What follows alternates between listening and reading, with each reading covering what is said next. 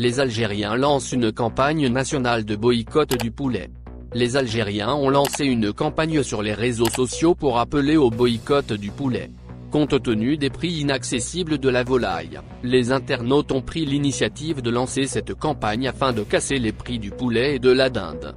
Cette campagne débute ce samedi 20 mars. En effet, les prix ont augmenté de manière unilatérale à travers tout le territoire national, pour atteindre les 460 dinars le kilogramme du poulet. Une augmentation de presque 100% puisque le poulet était cédé entre 230 et 250 dinars, il y a quelque temps avant de connaître une hausse vertigineuse et culminer à 460 dinars. La hausse du prix du poulet intervient dans le sillage de l'augmentation généralisée de la quasi-totalité des produits alimentaires, fruits, légumes frais et secs, pâtes, produits laitiers, viande rouge et blanche, sardines.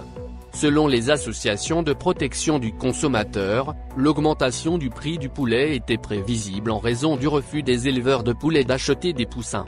Une situation qui se répercute actuellement sur les prix du poulet. En ce sens, les internautes ont appelé à boycotter le poulet jusqu'à ce que ses prix reviennent à la normale. Un mystérieux seigneur français de la drogue en cavale en Algérie. Il s'appelle Moufid Bouchibi, mais il est plus connu en France sous le nom de Mouf.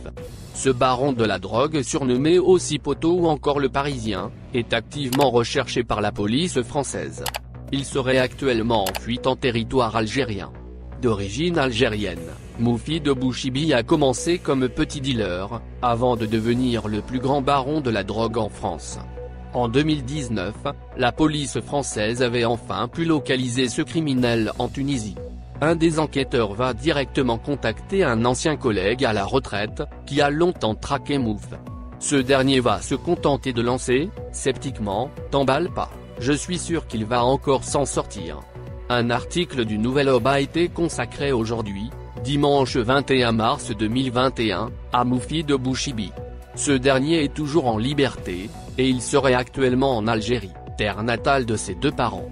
Ce dangereux criminel, dont la vie est caractérisée par les meurtres, les enlèvements, les trahisons et les grosses cylindrées, n'a pas mis les pieds en France depuis plus de 10 ans, après avoir été condamné en 2015, par la justice française, à 20 ans de prison par contumace. De petit caïd du shit à plus grand seigneur de la drogue. Moufid Bouchibi, qui est actuellement considéré comme l'une des plus éminentes personnalités du crime organisé en France, a commencé son parcours macabre en étant encore adolescent. Ce Français d'origine algérienne a fait ses preuves dans la région de l'Alsace, sous le commandement de Sofiane Ambli, un autre baron de la drogue. Très vite, Mouf monte les échelons.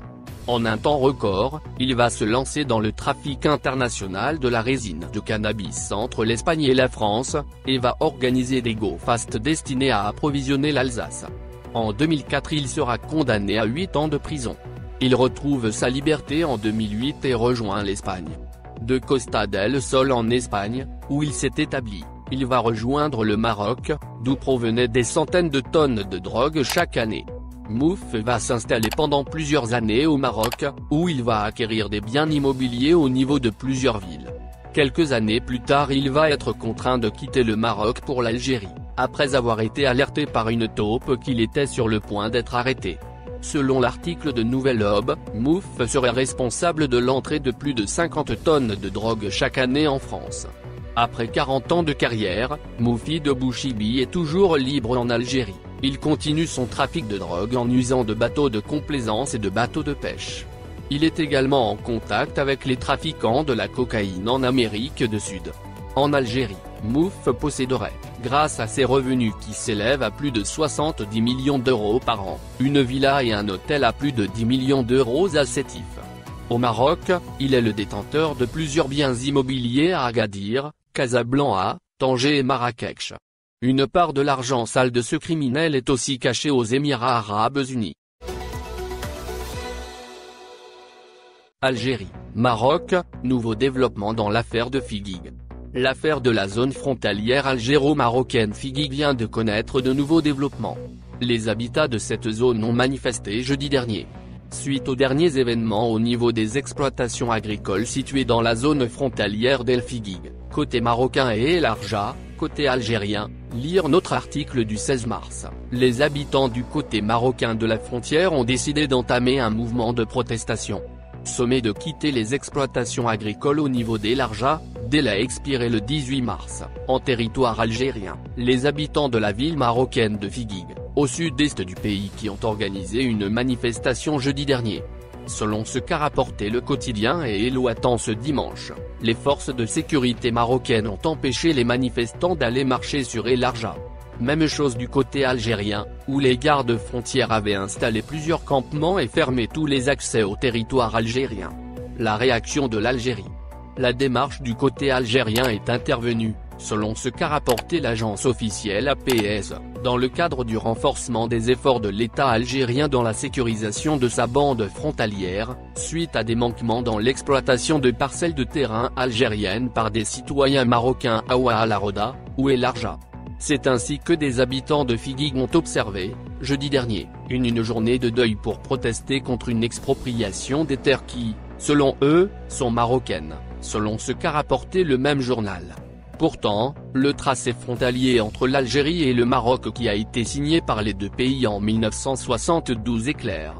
Pour rappel, les autorités algériennes ont permis, depuis 1990, à une quarantaine d'agriculteurs marocains d'exploiter l'oasis El Arja relevant de Beni Ounif, dans la wilaya de Bécha. Au MDH, la propriété privée prime sur la souveraineté étatique. Cette situation a duré ainsi jusqu'aux dernières années où des réseaux de trafic de drogue et d'armes ont proliféré au niveau de cette zone. Et c'est ce qui a poussé les autorités algériennes de demander aux agriculteurs marocains d'évacuer leurs équipements agricoles avant le 18 mars 2021. Lors de la manifestation du jeudi dernier, les agriculteurs concernés par cette affaire ont accusé le gouvernement marocain d'avoir permis la mise à mort de leur ville, tout en dénonçant le chômage et l'absence des conditions d'une vie décente à Figuig. Pour leur part, les autorités marocaines par le biais du président de l'Observatoire marocain des droits de l'homme, OMDH, qui a annoncé qu'il compte porter l'affaire devant la justice algérienne, mais aussi internationale, estimant que la propriété privée prime sur la souveraineté étatique. Crise de l'huile, la promesse du fils Rebrab. Le vice-président du groupe Cevital, Omar Rebrab, apporte de nouvelles précisions sur la crise de l'huile de table actuelle et promet, au passage, la disponibilité de ce produit de première nécessité avant même que le Ramadan frappe à nos portes en ce 2021. En plus d'une augmentation injustifiée des prix, quelques produits alimentaires de large consommation commencent même à disparaître des étagères des supérettes, incitant les Algériens à se ruer sur les commerces pour s'en procurer et parer à toute éventuelle pénurie durant le mois sacré. Chose qui a fait réagir le vice-président de Cevital, Omar Rebrab, qui a tenu à assurer de la disponibilité de l'huile de table durant le mois de Ramadan 2021 en Algérie. C'est en effet ce qu'a promis le fils aîné d'Issad Rebrab, dans une déclaration faite à Échorouk ce 20 mars 2021. En préambule, Omar Rebrab s'est exprimé sur la rareté de l'huile de table, observée dernièrement sur le marché. À ce propos, il a affirmé que le conglomérat produit 700 000 tonnes d'huile de table. Une grande quantité est également disponible au niveau des stocks du groupe, a-t-il souligné. Le vice-président de Cevital écarte ainsi toute hypothèse portant sur une éventuelle pénurie de ce produit. Dans le même ordre d'idées, Omar Rebrab a pointé du doigt quelques commerçants qui auraient, selon ses propos, refusé de se doter des quantités habituelles d'huile pour les commercialiser. D'après lui, ces mêmes commerçants essaient d'exercer une sorte de pression sur le groupe afin de fuir la facturation, exigée par le ministère du Commerce, pour conclure des ventes. Dans le même sillage, Omar Rebrab estime que la crise s'est seulement intensifiée suite aux spéculations qui fusent sur les réseaux sociaux. Des rumeurs qui ont fait réagir les citoyens, qui n'ont pas manqué de se procurer de très grandes quantités du produit, explique-t-il. Par ailleurs, le vice-président du groupe algérien a tenu à rassurer les citoyens à ce sujet. Il promet alors la disponibilité de l'huile de table en prévision du mois de jeûne qui approche à vitesse grand V. Au mois de Ramadan prochain, nous n'allons pas enregistrer de rareté sur l'huile de table. Cevital cherche même à lancer de nouvelles variétés d'huile alimentaire, déclare-t-il. Un peu plus loin, Omar Rebrab a évoqué l'augmentation des prix qu'a connue l'huile de table tout récemment. Il affirme donc, au nom du groupe, que cette fluctuation des prix n'émane pas de ce Vital et n'engage en rien sa responsabilité.